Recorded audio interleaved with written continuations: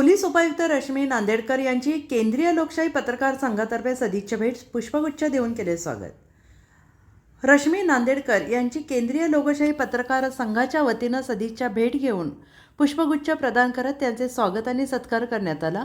या सदिच्छा भेटीदरम्यान पोलीस प्रशासन आणि पत्रकार यांच्यातील परस्पर समन्वय आणि सामाजिक शांतता सुव्यवस्था राखण्यातील प्रसारमाध्यमांची भूमिका याविषयी सकारात्मक चर्चा झाली. यावेळी पोलीस उपायुक्त रश्मी नांदेडकर यांनी पत्रकार संघाच्या सामाजिक कार्याला आणि उपक्रमांना शुभेच्छा दिल्या. या प्रसंगी केंद्रीय लोकशाही पत्रकार संघाचे महाराष्ट्र अध्यक्ष डॉक्टर मुनीर तांबोळी, रायगड जिल्हा उपाध्यक्ष सुनील पाटील, रायगड जिल्हा सचिव संकेत घेवारे, सदस्य सुरेश नागे यांच्यासह इतर पदाधिकारी सदस्य उपस्थित होते.